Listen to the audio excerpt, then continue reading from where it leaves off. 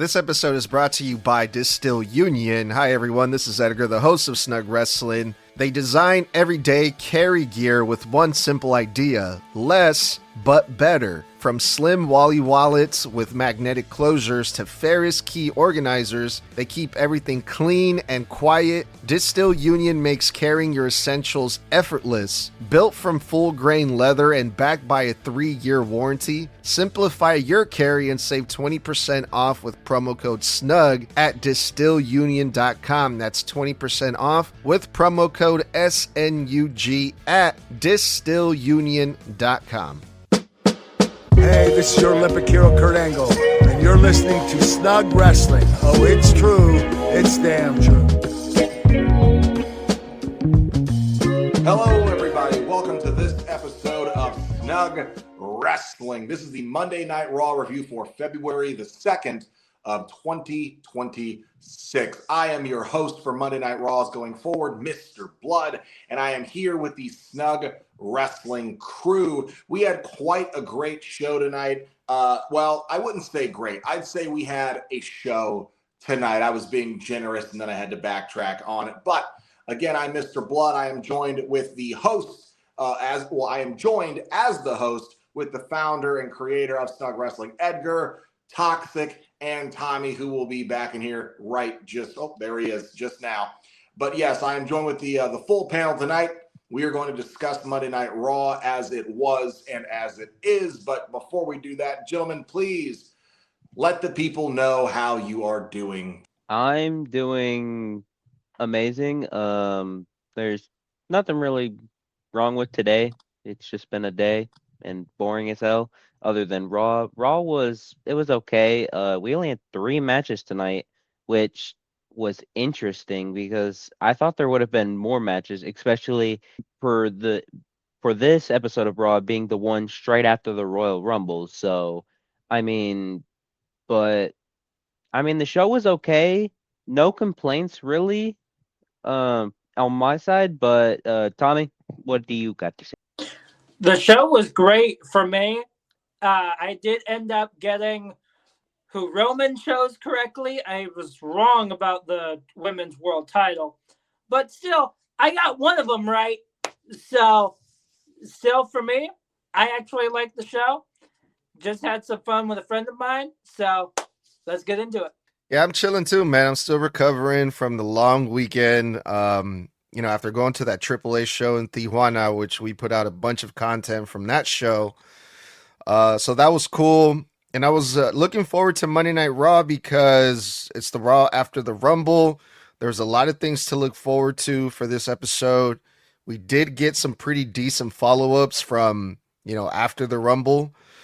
But the show kind of dragged for me, if I'm being honest, but we'll get into it when we get into it. All righty. Well, thank you guys for letting everybody know how you're doing. And you know what? I agree with 2 points that were just said.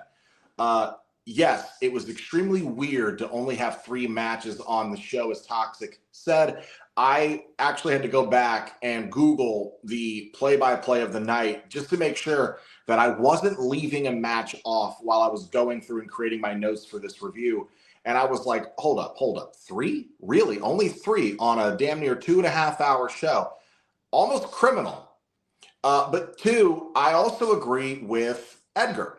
It drug on for me. And we are going to get into this right now. But before we do, I do have an actual announcement that I would like to be fans of our channel and for the boys here.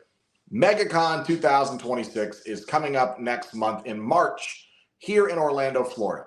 And one of the guests will be the GOAT himself, the never seen 17, John Cena. And the reason I bring this up is because I am currently working on trying to get an interview with John Cena when I am actually in person at the event, in costume, on camera, to score even a small exclusive interview with John Cena. So stay tuned for more details for that as the toil on. But let's get into the start of the show. And let's kick off the show with the fact that we were in front of a crowd of Philadelphians, usually extremely vocal, usually very raucous. And tonight, I've got to be honest, guys, the crowd sucked.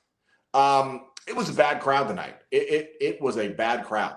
It was rough. It was very rough. It was they really didn't come alive for damn near the entire evening, except for some nice "This Is Awesome" chants for the women's street fight match, and they were somewhat vocal for the Roman Reigns promo with Punk at the end of the show, which we'll get into. But they did somewhat pop for what opened the show, and that was we cut to the broadcast. Braun Breaker's destroying ringside, left, right, and center. Now, for those of you who didn't watch the Rumble live or didn't see the highlight reel from the show tonight, Braun Breaker was the second entrant in the 2026 Men's Royal Rumble. And unfortunately, on his way to the ring to meet Oba Femi in the middle of the ring, he was blindsided by a masked man. We've never seen this before. This is brand new stuff. And when it came down to it, he was super kicked. He was thrown into the barricade. He was thrown into the steps, thrown in the ring, eliminated immediately, and then curb stomped for his troubles. And he was out of the Rumble in less than 10 seconds. So he is furious, tearing things apart, threatening the commentators. And then all of a sudden, the Vision comes out to try to get him under control. He's furious because Adam Pearce comes out to try and scold him and tell him that's not going to fly. You know, you're acting like a child, you're immature, and this is exactly why you got eliminated in the Royal Rumble and you did not win it. Getting antagonized by the GM, a little bit of payback for Adam Pearce. Nice to see him showing some balls tonight, unlike last week. Now, here's the thing where it gets even crazier. When it looked like things were going to get sour or even more sour, where the Vision turns their backs to try and stop Braun from charging up the ramp at Adam Pearce, who returns but L.A. Knight, yeah, with a steel chair to all three remaining members of the Vision, Logan Paul, Austin Theory, and Bronson Reed. He beats them down with the chairs, and then he hightails it out of the arena while Braun Breaker is stood there flabbergasted and yelling at Paul Heyman to tell him what they're next. And this is how we kicked off Monday Night Raw. Gentlemen, I was like, wait, hold on. Because usually there's like the little drone shot of the city that they're in before the show starts, but I'm like, wait, that's not there. We're just cutting straight to it and Braun's out. Okay, well, this is interesting. But as soon as I saw Braun, I knew that he was gonna tear shit up. I mean, it's just in his nature. I mean, his name is literally Braun Breaker. He breaks things. Literally the point of his name. But everything in this first segment of the show was fine. But the thing that made me pop was obviously the return of LA Knight. Well, the return on Raw, if you can say that, because he returned at the Rumble. But I'm glad that Knight is back. It's felt way longer than just 2 months, because that's what it said on the, like, what's it called, the recap on what happened to LA Knight. But I just couldn't believe that it was 2 months, and I'm excited to see where the Vision story goes next, because I mean, Braun's out of hand. I mean, Austin Theory is probably the one that's a major suspect to everyone. Even Adam Pearce, he said, "Oh, the last time we saw a masked man, it was Austin Theory." So, I mean, he brings up a good point. But yeah, everything in this first part of the show was fine. There was something that Adam Pearce said at the top of the ramp that made me go, "Damn, dude, what the hell?" And that was when he looked at Braun Breaker behind a barricade of guards, and he said, "I'm going to give you a present. I'm going to let you keep your job after that lackluster performance at the Rumble." When he said that, my response was, "Damn." Because I'm like, holy shit, dude. That in itself, you really trying to antagonize him, huh? It's no wonder you put a barricade of security right in front of you, because you knew that was going to end up getting you just full on broke. It is literally in Braun Breaker's name. He breaks things around, and then he breaks you and your spy. That is literally his entire thing. You're muted, Snug. Sorry, I'm not used to this. I'm still getting used to this, me not hosting thing or whatever. But it was refreshing to see the way that they started off Monday Night Raw tonight with just cutting straight to Braun Breaker destroying ringside instead of their usual walk-ins that they do at the beginning of every show, which usually leads to a fucking 5-6 minute video package after every PLE showing all the highlights from, the past weekend. This time they got straight to it, and I was like, oh shit, okay, here we go. So that was cool.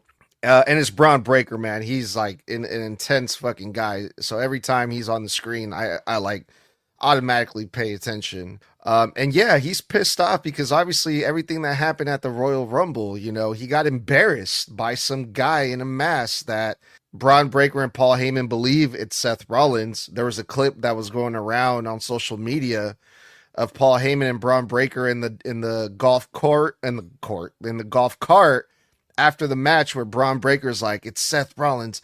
How could he be here? And he just had surgery.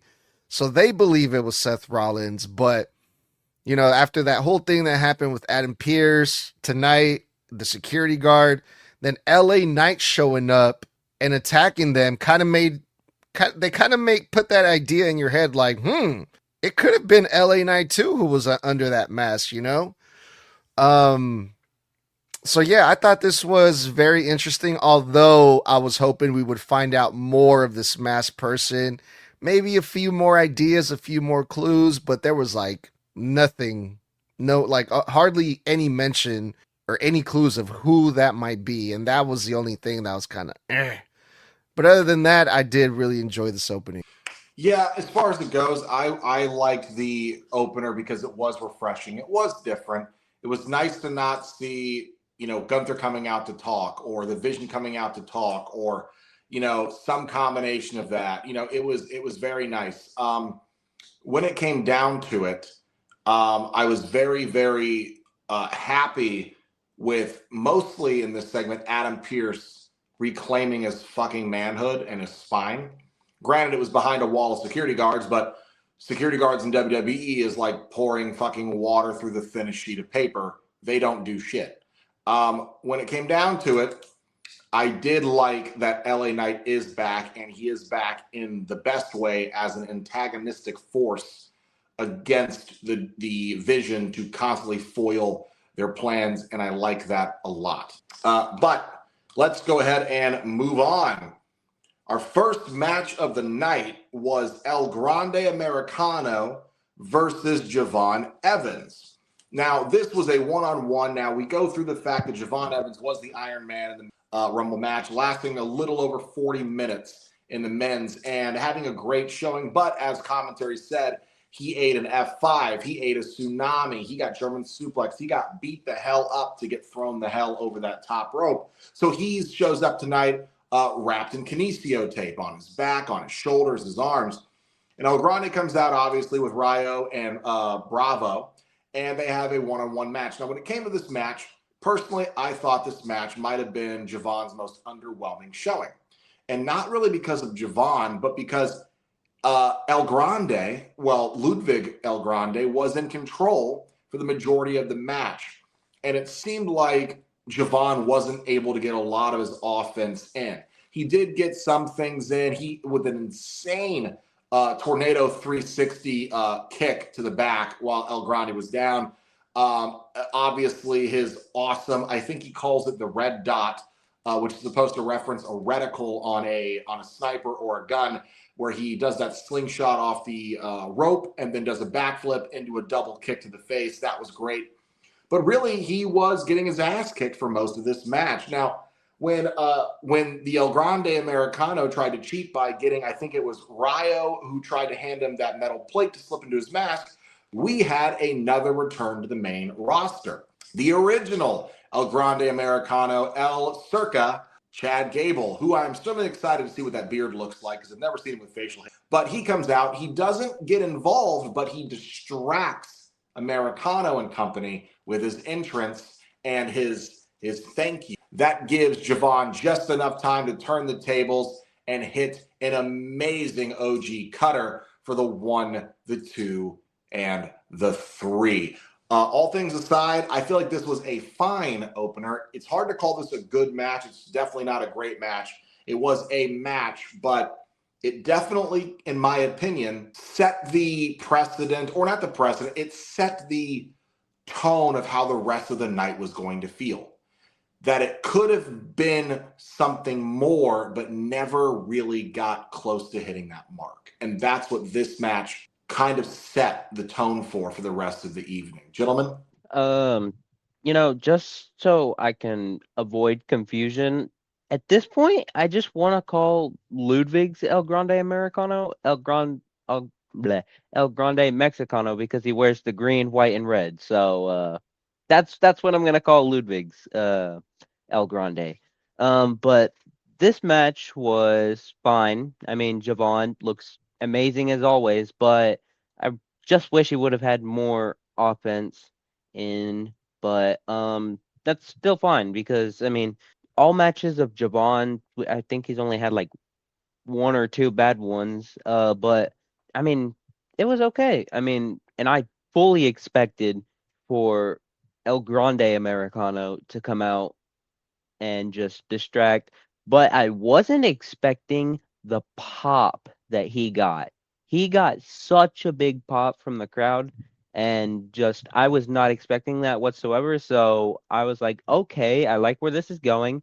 But I would like to see, like, we know this version of El Grande is Chad, right? So part of this decision to basically turn him face, this El Grande, makes me wonder if American Made will end up turning face. I would like to see that, but at the same time, that would also, like, I don't know, it would just seem weird to me.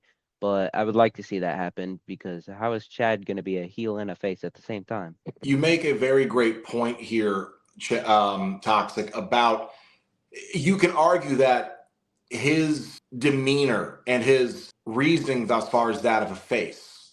You could also argue, however, that Chad Gable is still a heel, but jealous that someone else stole his shit and is now using it and got more over with it than he did. Now, you could argue that in character, he's jealous of that, and that's why he's targeting Ludwig Kaiser's El Grande Americano. However, on top of that, I would also like to note that you got to imagine that American Made knew Chad was El Grande Americano originally anyway. There were several segments that they tried to hide that very fact from Adam Pearce that they were all involved in. So if they know that this entire time he was El Grande, we already saw them say it months ago in an interview that they knew the current El Grande was Ludwig Kaiser. So you have to wonder, are they going to reunite with Chad, or are they now going forward as completely separate? But Tommy? The match itself was a match. I honestly wish that Javon got more in, not just from offense-wise, but just to show him off more.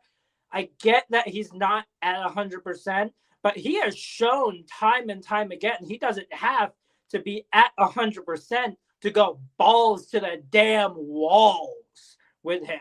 Like, he has shown that in NXT. He has shown that on the main roster. He doesn't need to be 100% just to go all out. But I have a feeling, like, at the next PLE, or maybe at Mania, I'm not sure which one, they could go either way with it. El Grande Americano versus El Grande Americano. That's probably what we're going to end up getting at some point. And that is going to be one hilarious match. Yeah, I mean, you guys know how much I love this whole thing with El Grande Americano and the faction, the Bravo, the Riot, all this stuff is so entertaining to me. So, it's just crazy that El Grande Americano in America gets no crowd reaction, no pop. He's a heel. And then you see him in AAA literally like the same week, and he is the biggest face of the company. El Grande Americano is, right. So it's just crazy to me how that works. And now you have the original Grande Americano coming back, getting the pop in America. The fans missed him, and Chad Gable is the babyface in this situation. At least that's what it feels like at this point in time. But we'll see what happens more with that. I was excited about this because they're following up with one of the big moments from the Royal Rumble on Saturday, right? Which is what they should do.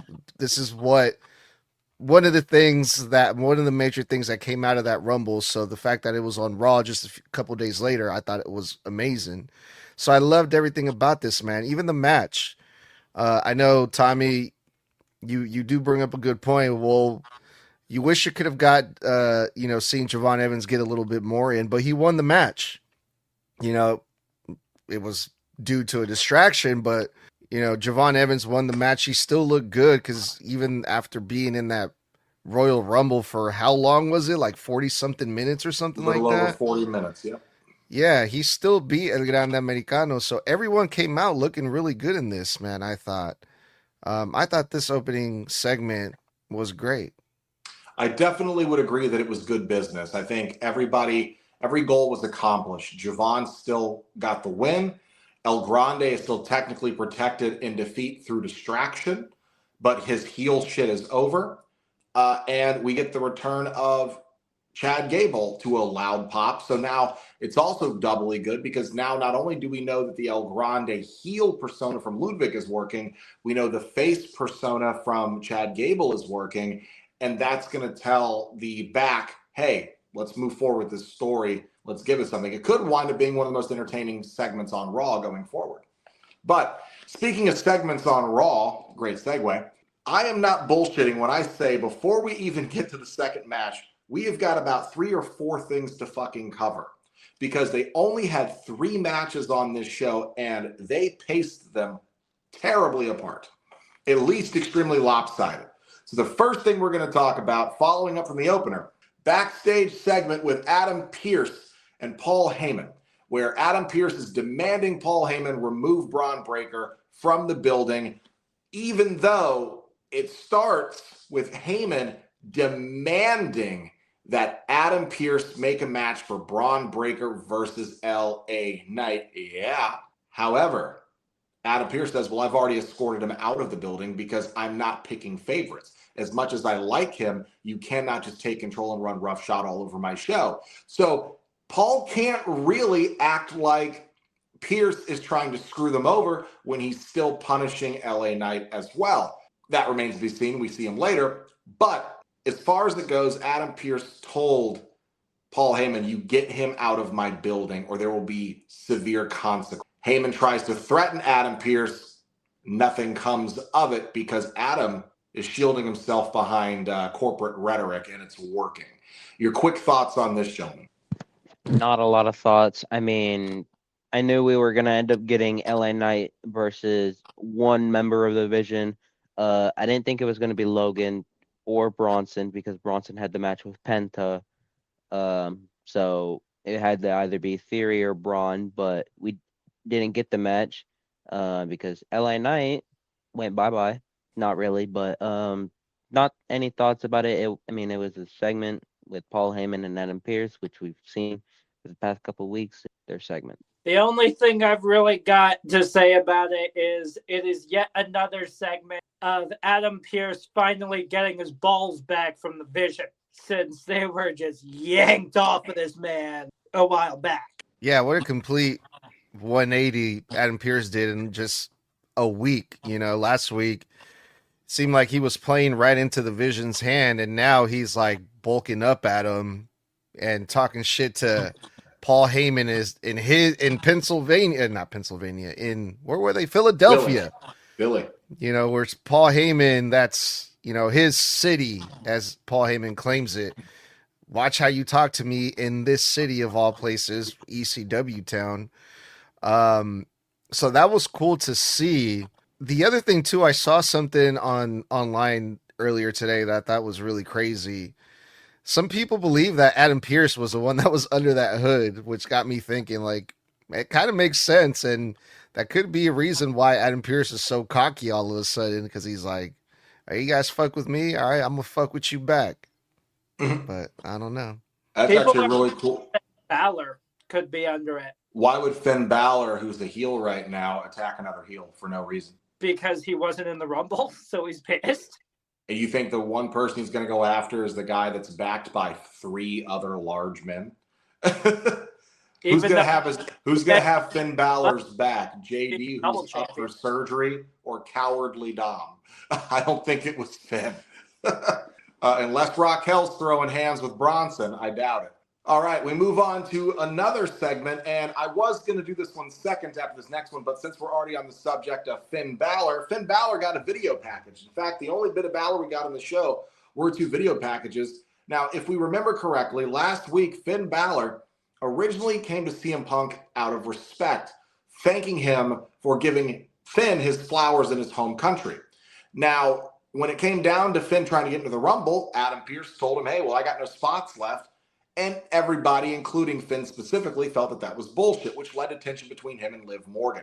Now, at the end of that show, Finn Balor, after a match, or during a match, I should say, between CM Punk and AJ Styles for AJ Styles' final ever title bout in WWE, it gets interrupted, and Finn Balor beats the shit out of CM Punk with 3 coup de grace to end the show.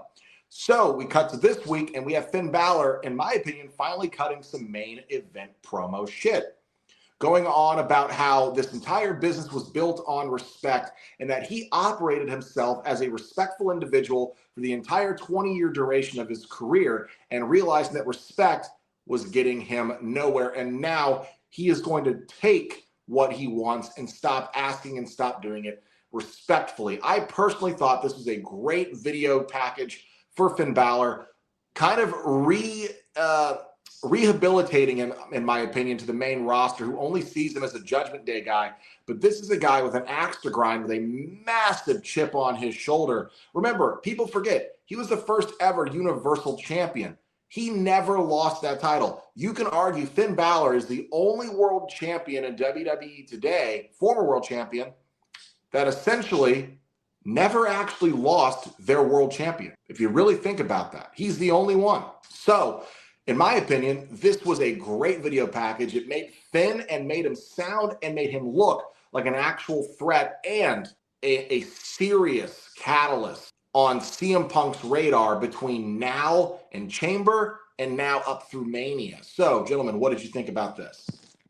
The video package was amazing. I mean, I felt like it was great for Finn Balor. I mean, probably just to explain himself, which he desperately needed to, because, I mean, we were all like, why the fuck did you do that? I mean, you just told him, hey, I respect you, you respect me. Yeah, but I liked the video package. Like Blood said, it rehabilitated him to, like, actually feel like a main roster guy other than just some dude that hides behind bitch ass Dom. I'm just kidding. I'm not calling him that. But it was fun. It was a video package, and I really don't have any complaints about it. Yeah, it really did fix him more to put him back into the main event level stuff that he was absolutely capable years ago with. As Blood said, people forget that this man was the first ever Universal Champion and had to relinquish it next day because Seth injured him. So that's the biggest thing here with these, is the fact that it is rehabilitating him back into showing that he absolutely is main event level material. Absolutely. Instead of hiding behind dumbass Dominic Mysterio and JD McDonald. Yeah, this seems, it feels like a reintroduction for Finn Balor in the main event title picture, and it's about goddamn time. Fucking 10 years later, it seems like. He had a couple world title matches over the course of these 10 years, I believe, but I mean, I can't remember any of those title matches ever feeling like he was a serious competitor or potential winner for the World Heavyweight Championship. I mean, he has won like the IC title, and you know, he was part of the Judgment Day. He has been taken serious, but not as a main event world champion. So it's yeah, man. I'm glad that they're starting to do these little things, these video packages with Finn Balor. I'm excited, man. I'm happy for him because I was really sad when he had to relinquish it the next day, man. That shit sucks. So yeah, I'm pumped for this. And again, I'd like to note, and I reiterate this just to clear up any confusion from what I had previously said. Every single person that has been a champion in the last 10 years since Balor won that Universal title, he's the only one who never actually lost it because almost everybody else either regained it, had a second run, or won a different world title. He's the only person on the active roster who has won a world championship and never actually lost it because he never held one again to lose it then. Even Seth, who's out right now, he has relinquished a world title, but he has lost other. This is a different scenario with Finn, so I'm very excited to see what comes of this. Do I think he'll be a world title holder? Probably not. But am I excited to see him back where I feel, has always belonged? Absolutely. In the world title picture. Now we move on. Speaking of former world champions, Gunther comes out to the ring in one of the most rage-baiting ways I have ever seen in my life. As we all know, at the Royal Rumble this past Saturday, Gunther retired AJ Styles in what, in my opinion, was probably top 3 AJ Styles matches of his WWE career. When it came down to it, it was a hard-fought match. Gunther won, AJ passed out, and had a beautiful farewell to the audience. But the one thing WWE doesn't seem to do anymore is when people retire, usually they'll go out on the next Monday Night Raw and they'll have a goodbye or a farewell speech to the audience. That's what they used to do. So when AJ Styles' music hits, the entire arena assumes it's AJ coming to give everybody a farewell, say goodbye, because all he did was wave to everybody in the arena. He didn't say a piece. He didn't talk about what his career meant to him. He didn't say thank you to the fans. He was gone. But lo and behold, who comes out doing a very, very bootleg version of AJ's entrance motion? The Ring General, the career killer, which is now on his Titantron, by the way, Gunther, comes out and says, when you step in the ring with me, it's going to go the same way that it went for Goldberg, John Cena, and AJ Styles. Your careers and your legacy die.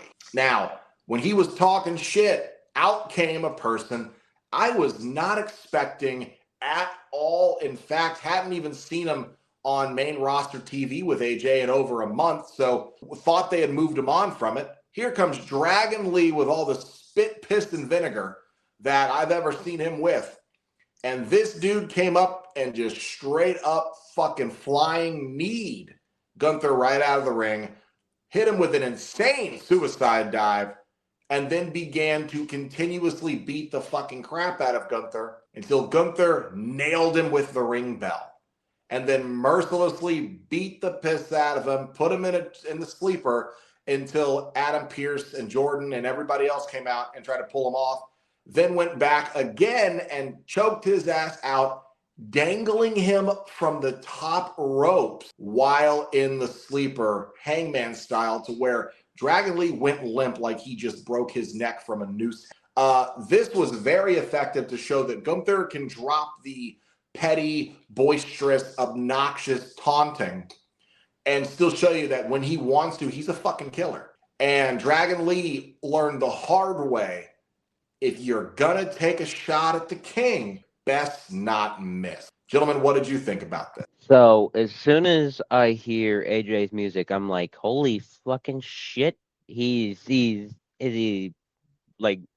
actually here? Or is this, am I going crazy or is he actually here? And then I see this dude that looks like he's in his 40s in a hunchback position trying to do the AJ Styles running in place thing that he does, or he did during his entrance.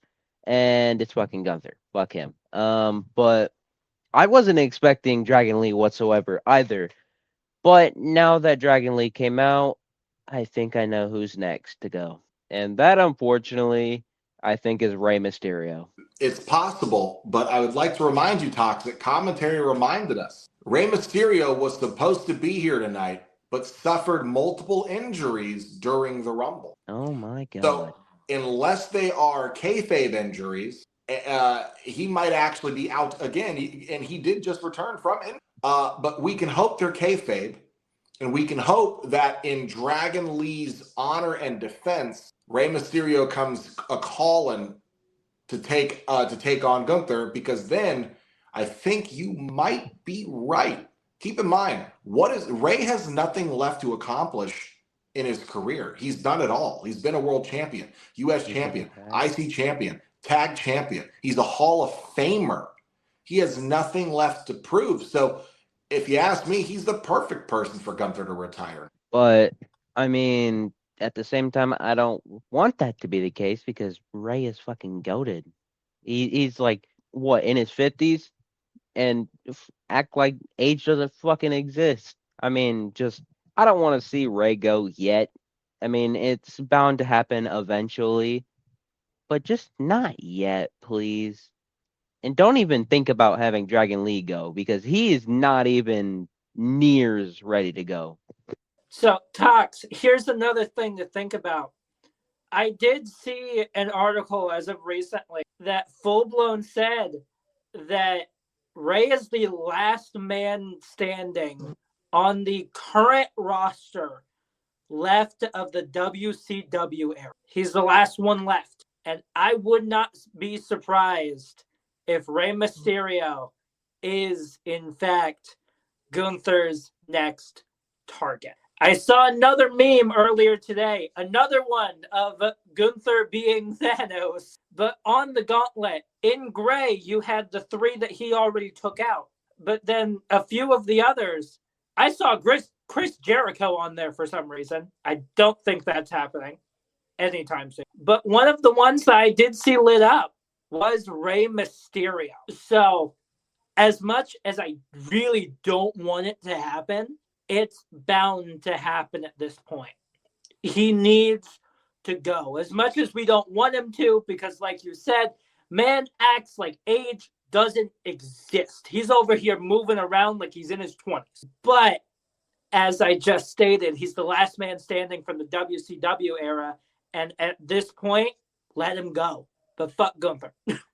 Over here doing the hangman shit with Dragon Lee. It needs to stop. He needs to just shut the fuck up, because he doesn't. Well, I'm a little biased when it comes to Dragon Lee because he's from the same hometown that my parents are from in Mexico. So I automatically popped when I saw him step up to Gunther. But this was great for Dragon Lee, because this is one way to make a star, someone young, fresh, up and coming like Dragon Lee. You know, you step up to the most hated guy in the game right now, Gunther, and then Gunther takes him out. You know, so you put a lot of babyface sympathy on Dragon Lee. The people are going to start to care more for Dragon Lee, I hope. You know, he got his choked out by the monster heel that Gunther is, you know. So that's going to put a lot of fanfare on Dragon Lee, I think. I agree, especially since Dragon Lee had the balls to take a shot at Gunther to begin with. It also shows the courageousness and the guts of Dragon Lee to do something that many would feel is just plain fucking suicide, to just run up in there. Because let's put it this way, Dragon Lee still stood a great chance of at least putting belt to ass on Gunther. Would I say that I ever believe in a million years he beats him? I can't say no, because Chad Gable has also bested Gunther. It was a count out, but he's done it. You know, yeah. Jey Uso has beaten Gunther. It took him fucking 5 tries, but he did it. You know, Sami Zayn, the biggest upper mid carder there is, dethroned Gunther, 666-day IC title reign. You could argue that out of all those guys I just named, the fastest, the most agile, probably right under Chad Gable, the most athletic, or right above him, the most athletic, is Dragon Lee. Dragon Lee might have a shot of at least taking a chip out of the armor of Gunther.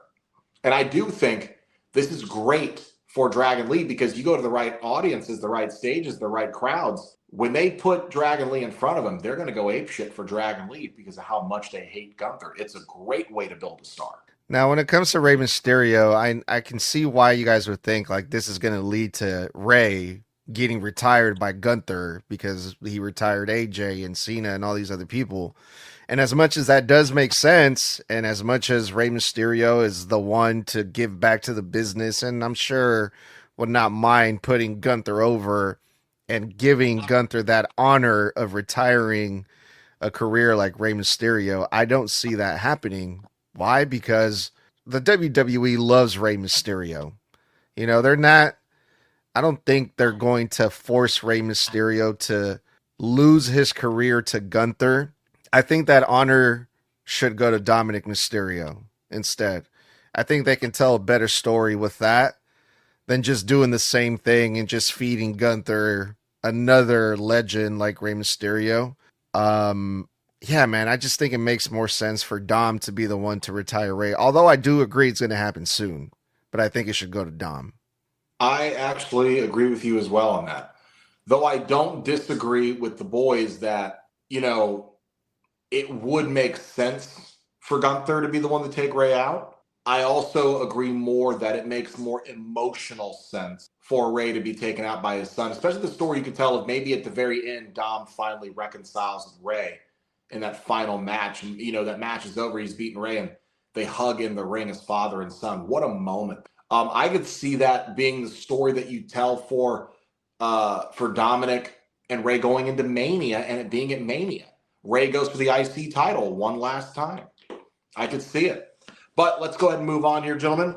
Now, up next, and you guys can keep this your thoughts on this brief, unless you have something more, interesting to say. But it's hard to call this interesting. The Bella Twins reunite on Monday Night Raw for the first time, apparently, in 7 years, because the COVID years were 2.5 years squeezed together into what felt like 6 months. But when it comes down to it, I did not realize it has been that long since the Bellas originally quit from WWE on their Legends contracts because they had a falling out with the company over something regarding women or politics or whatever the fuck it was. But when it came down to it, the good Bella is back, Brie, and, you know, looks great, comes out there, and then all of a sudden the Bellas open their mouth, and I remembered exactly why I used to hate listening to them cut promos together, because it's a little awkward, it's a little floppy, it was a very sloppy back and forth promo with awkward pauses, and they kind of fumble through it to get to the, we're coming for the tag team titles in the women's division. We're the original tag team, says Nikki. Fuck you. You are not the original women's tag team. I am so fucking sorry. And you weren't even the best in your day. Lay Cool was better. But when it came down to it, the crowd barely gave a fuck for this. At the very end, when the girls try to start the yes chants, there's only the one section directly in front of hard cam behind them. When the camera pans up, it's just a cutout square of people doing yes, and everybody else around them looks bored to fucking tears. But what did you guys think of this? I thought, you know, I get it. You want to tell everybody, but this didn't have to be a segment. We already assumed if Brie was back, it meant tag team division. I didn't give a fuck about this. I almost slept. You see right there where I was watching Raw? I almost slept. I'm serious when I say this. I almost slept. And I almost missed this because of that. But yeah, it was just boring as shit. So, are they baby faces now? Is that how this is working? No, Tommy. They just acted like baby faces for no absolute reason. Well, he makes a great point because Nikki started off this promo by antagonizing the crowd because the Eagles lost. So she started off healing, and then they ended it with trying to have a babyface connection with the crowd. He does ask a very good. That was a question that we've been asking since the Rumble anyways, is now that Brie is back, are they going to end up being baby faces? What the hell is going to happen with literally all of the heel shit that they did with Nikki Bella? That's really my only thought on it is, are they truly baby faces now? And what the hell are you doing scrapping literally everything you just did? Yeah, this did not help clarify any of the questions that we had after the Rumble. Is pretty much what you guys mentioned. Are they baby faces now because everyone was happy to see them back together and they're cheering for them? But Nikki Bella was acting like a total bitch for the past 2 months. But at first, going into this, I was kind of rolling my eyes. I'm like, oh, here we go. But Mr. Blood, you said it right, man. The good twin is back because at least Brie Bella, when she talks, at least she sounds like a genuine, real person instead of someone trying to act a certain way, or the way that she came out, Brie Bella, and just laid out the reason why she came back made sense. We're back because we want the tag team titles, and that's what we're here to do. And I'm like, okay, cool.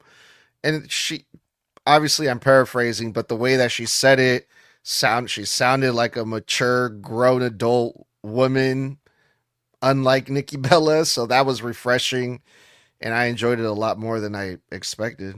Up next, we had what felt like a treat, because what I thought was going to be a tag match that was going to have the War Raiders, where Eric and Ivar are in the ring ready to face off against, we don't fucking know, because no one mentioned the team on commentary they were supposed to face. All of a sudden, we get a main roster visit from Oba Femi, the Nigerian Derula, who came out to a great, reaction. Not the best, because honestly, this Philly crowd sucked tonight, and I feel like he deserved more. But he came out, and I thought, wow, Oba's in a tag match? Who the fuck's he with?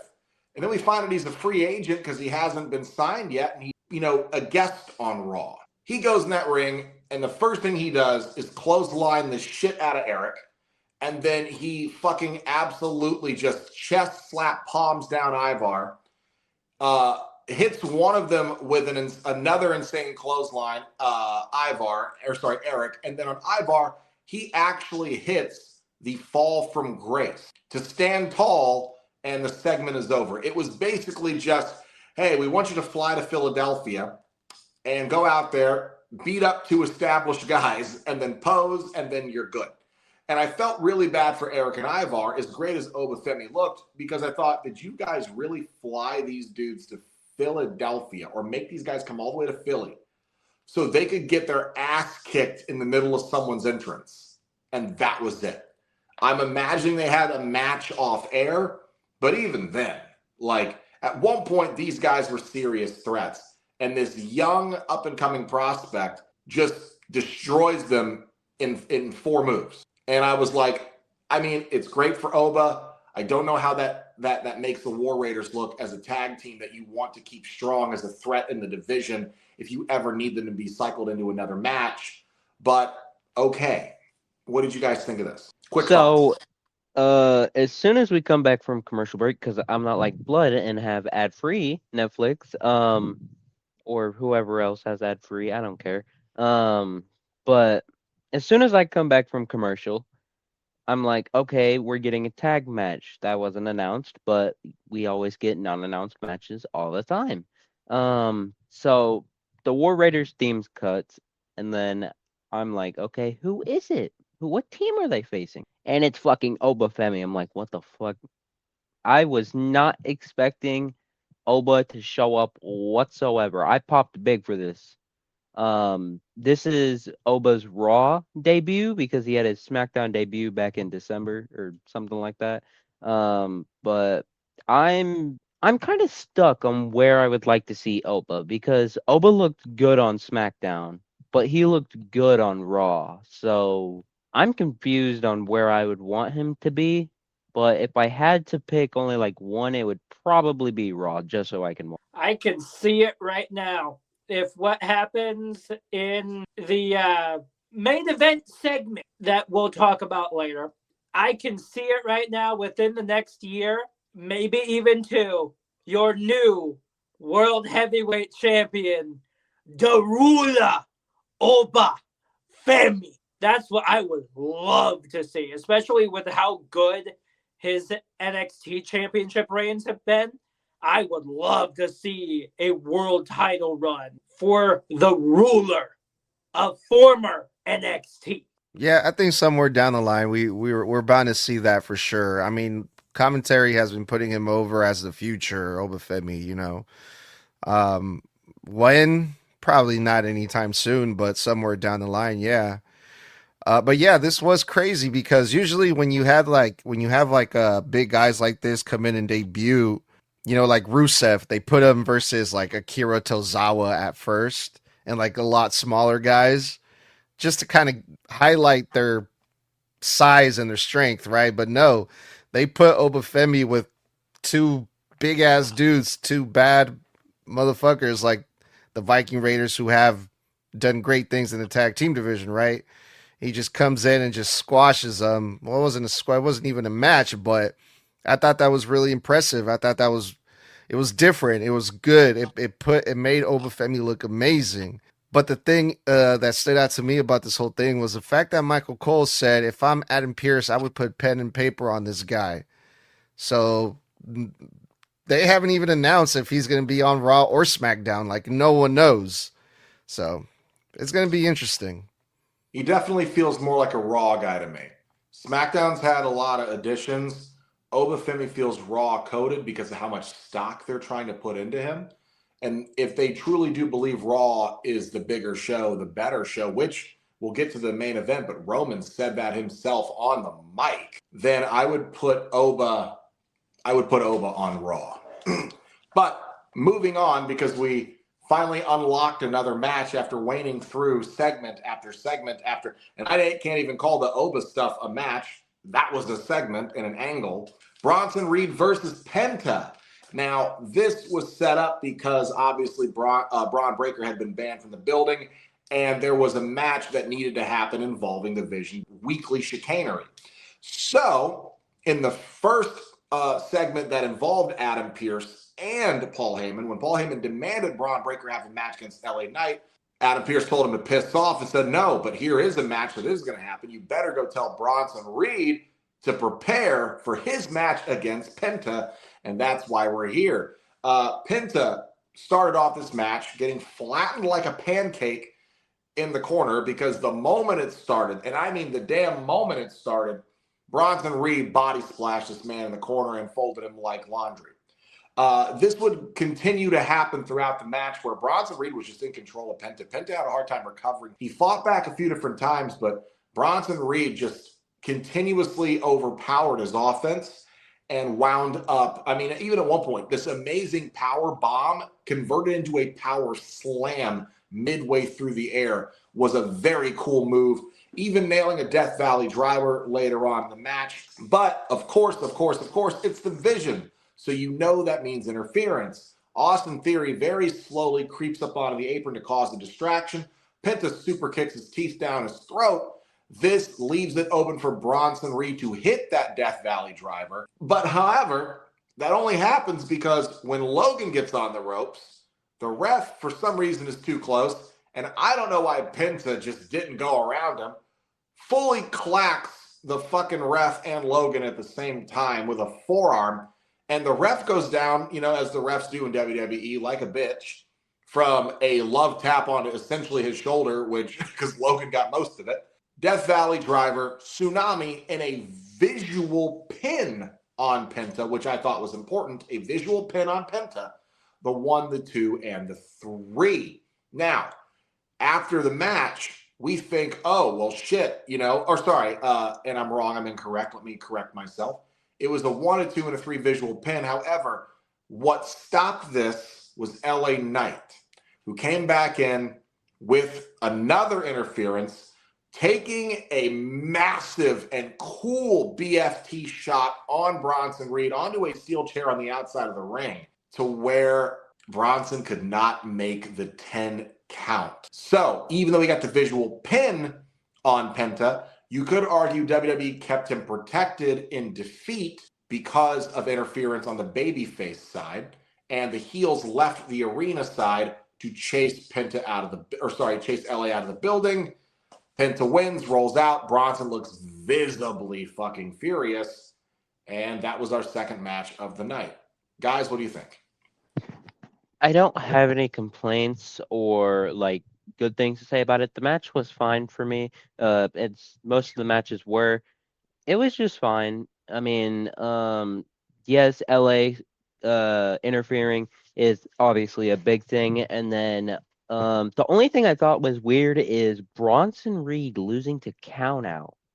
That's the only thing I found weird because I mean Bronson Reed, he's this big, massive guy. I'm not even you get it. But I mean you wouldn't expect him to lose by count out unless he got hit with like a very big move, which in this case he did. He got BFT'd onto a chair. Ouchie. But just that was the only part in this match that I like actually cared for is the LA, which is weird because it's Penta and Bronson Reed. I mean, you usually care about them in matches, but I mean, this one just felt weird for me. I don't know why. Yeah, my only problem with this match was, again, the BFT off of the chair. Because my thought process on that is simple. Oh, no, it's a chair. It's not like I haven't been hit 10,000 times in a single match with a chair and still stood up, in which Bronson Reed has had multiple chair shots onto him in a single match and still stood there standing. So that one spot, I was like, what in the world? So one chair shot now is taking you down? Well, think about it. Those chair shots you're mentioning all get to the back. He gets them to the back. The reason he couldn't stand is because he got knocked for a loop because he got BFT'd face first on the chair. So your back, you can absorb that kind of damage. The face, there's a little thing behind that called your brain. And when you smack that really hard, it doesn't tell your body the correct signals required to move, stand up on time, and stay standing when it gets bounced around like that. So that's why it would make sense that this one would have kept him down more. It's not often he gets chair shots to the head, if ever. And they were in a long-ass match. Yeah, and he was tired. And it's 300 and something pounds he's got to pick up. Yeah, so Penta winning this, I do absolutely love it because it helps him out as much as possible because, boy, does he need it, especially match-wise, knowing the fact that as of recently, we haven't really been seeing Penta in the ring like we used to. Like right after he debuted, we saw him week after week after week, and now it's more like once every few weeks, maybe a month. Well, yeah, a big part of that was because he was out on injury for a few weeks after Penta injured his shoulder in the John Cena tournament. I think it was versus Rusev or whatever. Solo, I believe. I can't remember. Anyway, It was solo. This was a great look for Penta because Penta not only defeated Bronson, Penta defeated the guy that defeated Roman Reigns at one point a few months ago. So I thought that was a great look for Penta. I wonder why they did it this way. But I don't know. Point is, it was great. I loved it. Good for Penta. He got the win. Here's the thing. It's good for both men because Bronson still kept strong in a sense because, one, he's protected in the finish because it was interference. Two, he did get a visual pin on Penta. That's two things that are really good for Braun. What's really great for Penta is, one, he's protected in that visual pin because of distraction and interference. And two, he still got the actual pin. So they are both up, in my opinion, on their momentum. This was a good piece of business. And I think it helped both guys while also getting over the fact that LA Knight is back, and that's something I'm excited about. What's he going to do next, and where's this going to go? But when it comes down to it, gentlemen, we are going to move on to the final match. But however, what led into the final match, I am going to put in with this. We get the return of Dominic Mysterio. Man, it's good to see this boy back on camera. However, the way he was dressed and the way that he walked out, for a minute, I got nervous that he was going to tell us he was relinquishing shit due to injury because he's coming back from injury. I was like, I don't like seeing you in casual clothes, bro. It gives me bad vibes. So I got really excited when he said the only reason is to introduce his abuelita, Liv Morgan, the 2026 Women's Royal Rumble winner. She comes out, they embrace, she's all excited. She tells him that I am the greatest Royal Rumble winner of all time. And on top of that, she decides to say that I'm not telling you who I'm picking yet for WrestleMania, because even I don't know. I'm going to take a trip to SmackDown this weekend and get the lay of the land over there. And then, out of nowhere, they decide they're going to introduce, because this leads into the third and final match of the evening, Raquel Rodriguez, who has a Philadelphia street fight to get to with Stephanie Vaquer. Raquel gets down to the ring and tells them, hey, this is great. Thank you for the introduction. You're right. I will be the newly crowned Women's World Champion here tonight in just a few short minutes. But Liv, with all this praise going around this week, let's talk about something that actually happened at the Rumble too. Why did you eliminate me? Liv tries to pussyfoot her way around it and say, hey, look, I know you better than anybody.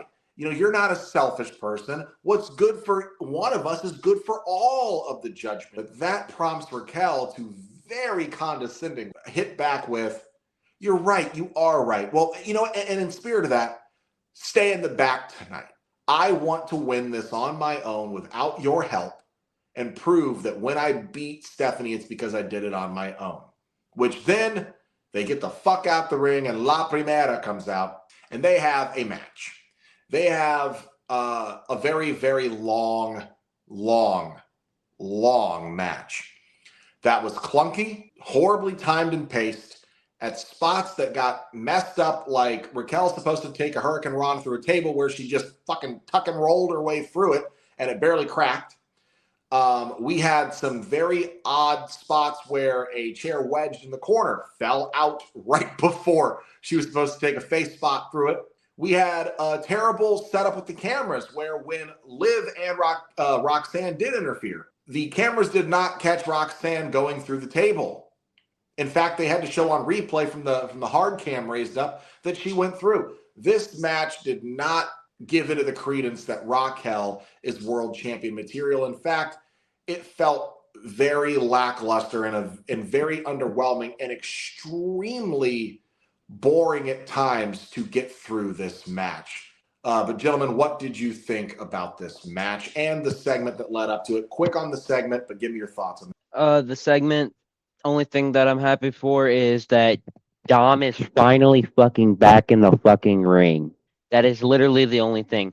Going into the match, you forgot to mention something, Blood. Stephanie Vaquer gets a new theme. Is it better than her old? Fuck no. Is it still good? Fuck yes. But the match was probably match of the night, even though there was Penta and Bronson Reed, but it was match of the night for me.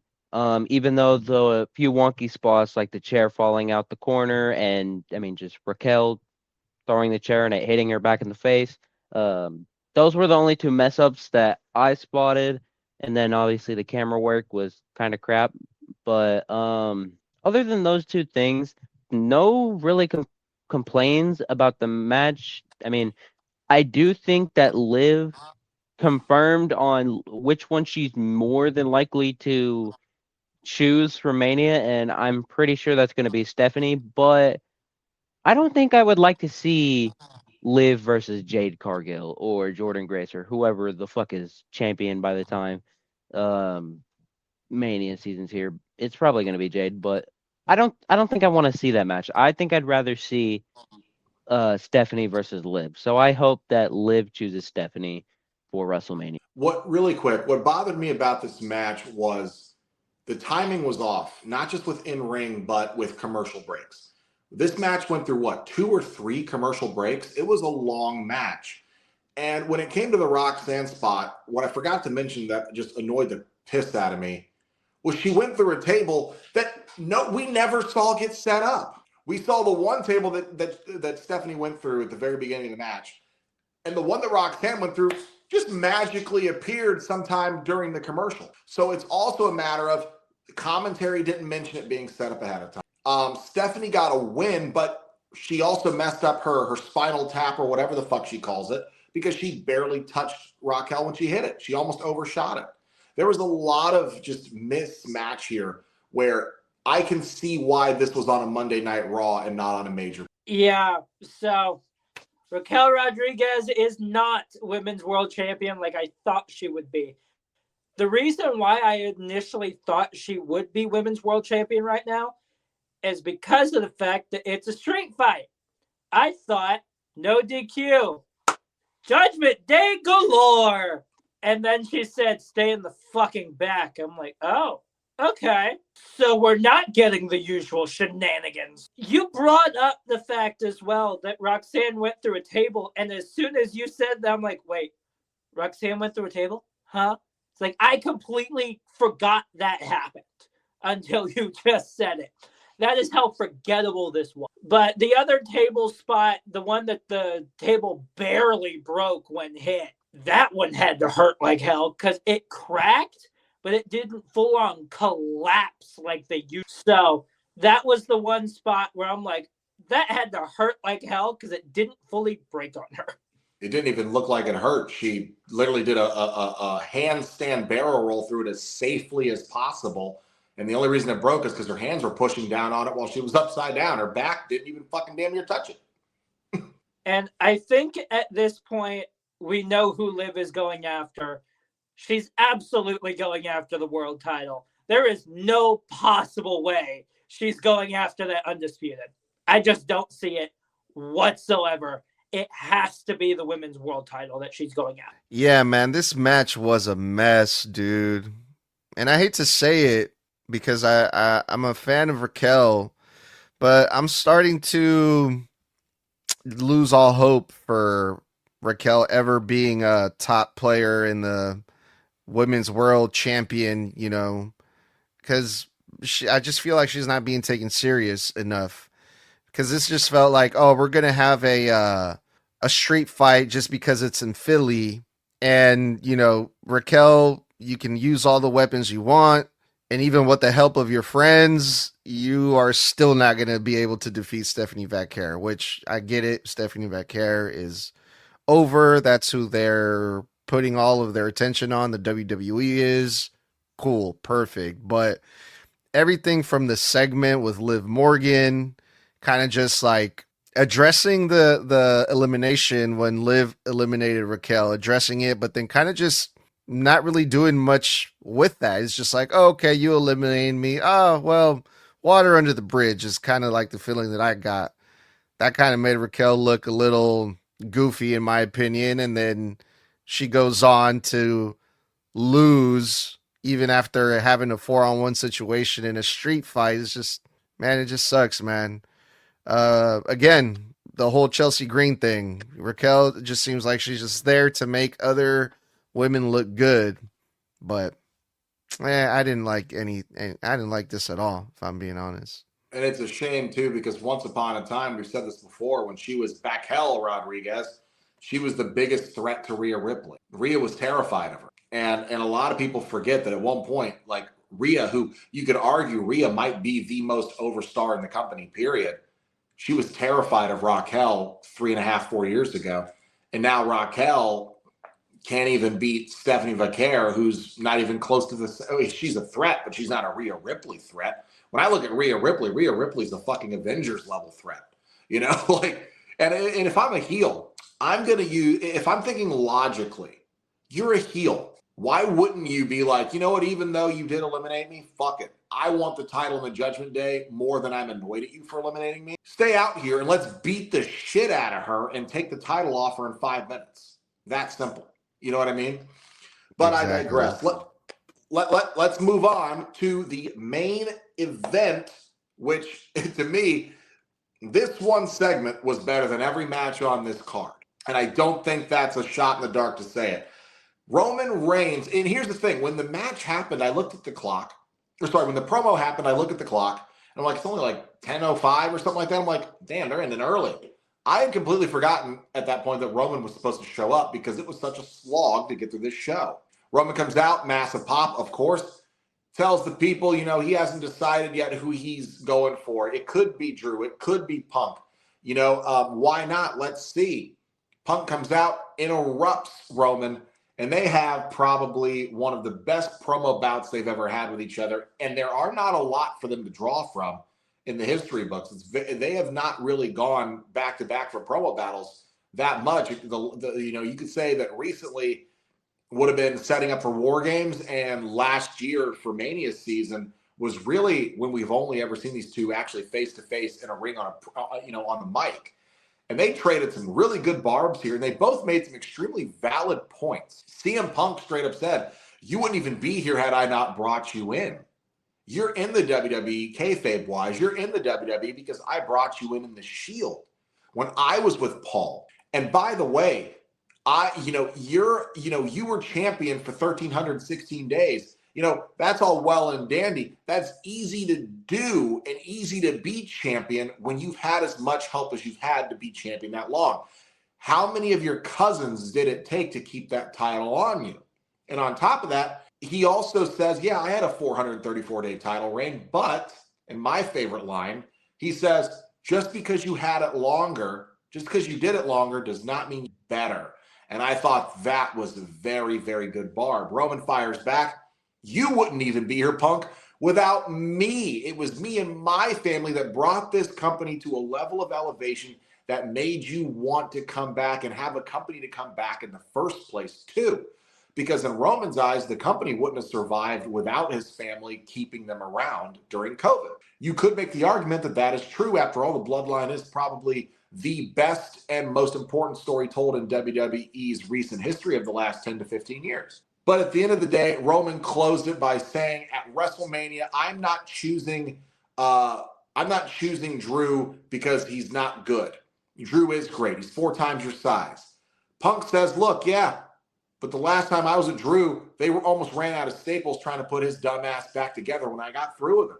And Roman says, "I'm choosing you not because it's easy, but because I hate. And at WrestleMania in the main event, you will acknowledge." This was a great promo segment to set up because I doubt we're going to see Roman anytime soon on WWE TV until Mania gets closer. And Punk's probably going to be feuding on and off with Finn Balor in the meantime. So what did you guys think of the closer of the show?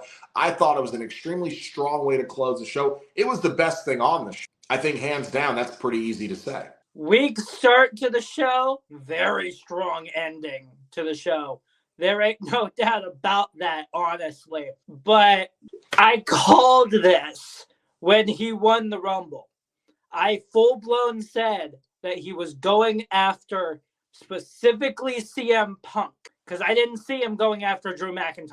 And boy, was I right on that. And I love the fact that he brought up what happened at War Games when they were walking up the damn ramp with the fact that Punk did kind of mock Roman Reigns a little bit right after War Games. So this is definitely going to be one hell of a match. And this is the first match that we have for WrestleMania. So what a first announcement for the first match of WrestleMania for this one.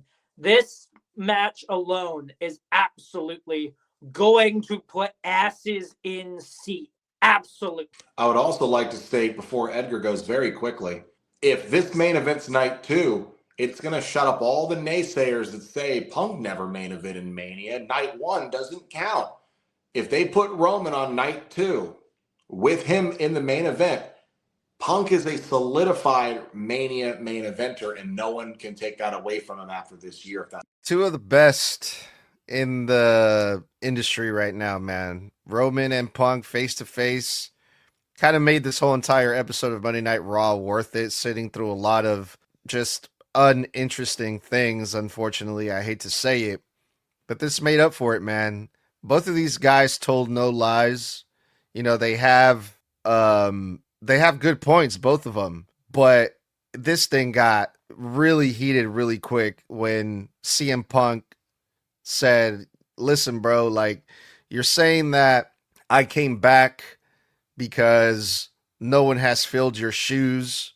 Or no, Roman Reigns was like on ESPN saying that he's coming back because no one's filled his shoes while he's gone or something like that, right? But CM Punk cleared that up real quick when he said, look, bro, I'm not trying to walk in your shoes. I'm not trying to be you. I'm not trying to be better than you because remember, you lining yourself up with Paul Heyman, you becoming this long time reigning champion, right? It was like 1,000 days or whatever. You took over the game, but remember who did it first. And that's when I was like, oh my God, he's right. Because I remember that day when Roman lined himself up with Paul Heyman.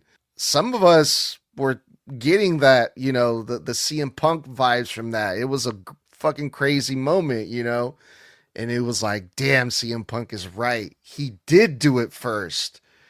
And I thought that was fucking amazing. And everything else that was said after that was just like, holy shit, The thing about Drew McIntyre's the easy way out. Really? That's the easy way out? I'm pretty sure Drew McIntyre had you crying over some fucking bracelet or something like that. And it's just like, oh my God. This shit was fucking great, man. I can't wait to see this match. It's going to be lovely. And Roman brought up, actually, very shockingly to me, referenced Colt Cabana straight to Punk's face. Punk, when he originally left WWE the first time, famously went on Colt Cabana's podcast and aired all his grievances in a podcast that wound up getting them both sued by WWE. And it was what led to the disillusionment between the two and ruined their friendship. And so, and remember in AEW, the biggest point of contention that happened with Brawl Out was because the Young Bucks tried to accuse Punk of getting Colt Cabana fired when he was never fired. And they had a whole fight over it, which got him and everybody suspended. And that led to the problems with him and Jack Perry. And then next thing you know, Punk's fired from AEW and comes back here. So that was a really, really low fucking hanging fruit shot there from Roman. But one's got to wonder, do you see, and I mentioned this the other night, do you see Braun Breaker somehow getting added into this match and it becoming a triple threat at WrestleMania? No, fuck no, please no. But I mean, as good as CM Punk is on the mic, and as good as he is of getting the people behind him, CM Punk was trying to do the whole rah-rah speech. I'm the workhorse now. I'm making the towns. I'm wrestling every week. I'm this, and you're MIA. Roman Reigns fires back. Roman Reigns had an answer to everything that CM Punk was throwing at him, man. You took a 10-year vacation, Punk. What the fuck are you talking about? Working champion my ass. And everything that they were saying to each other felt real, man. It didn't feel like some bullshit script, man. Like you can feel the tension between these two guys. You can feel the animosity between these two guys. This feels like a fucking big match main event at WrestleMania, man. And Roman also, before we close out, Roman also, what made it feel really, hard hitting was they went low, but in some ways they pulled the curtain back to do it. So it felt more legitimate. It felt more real. Roman saying, I shook your hand like a man in War Games. And what did you do? You looked at me and you said, I thought we had a moment. You said Zebros or some shit. Because they were both in Zootopia 2 voicing over zebra cops together. And Punk had like a moment with Roman in the thing. And then he goes, and then what did you do right after I shook your hand like a man? You're on the ramp behind me, essentially mocking me on the ramp right after you shook my hand to my face. And it's just like, it's what I love to see in my pro wrestling. A little bit of the kayfabe mixed in with some shoot. And I think it was great. I thought this was a great way to kick off the road to Elimination Chamber and Mania. But what a way to cap off an extremely underwhelming episode of Monday Night Raw. Gentlemen, that was the Monday Night Raw review for February 2nd, 2026. We're going to get out of here. Thank you for kicking it with us as always. If you love hanging out with us, you can do it every Monday, Wednesday, and Friday after Raw, NXT, and SmackDown go off the air respectively for live post-show reviews. Then you can hang out with us every single Thursday night on TikTok Live at 9 p.m. Pacific and 8 o'clock Central for one-on-one relevant and random wrestling topics for an hour between myself, Mr. Blood, and the host and founder of Snug Wrestling, Edgar. Then, of course, guys, you can always support this channel by heading over to our tpublic.com/snugwrestling, where you can pick up your wrestling merch. We have over 100 designs on dozens of pieces of apparel to support this podcast. And if you like bonus content, check out all of our socials for reaction content from segment to segment on all the WWE AAA programming. And, of course, guys, you can always hang out with us for those podcasts on Apple or Spotify, wherever you get your podcasts. And when we're live on YouTube Live, Twitter, or X, whatever you want to call it, and Facebook Live. So, guys, until next time, stay safe, stay savage, and stay snug. And Tommy, because I have no idea where the fuck Toxic went, that was one time for the one time. I said that was 4 letters, 1 word. One word.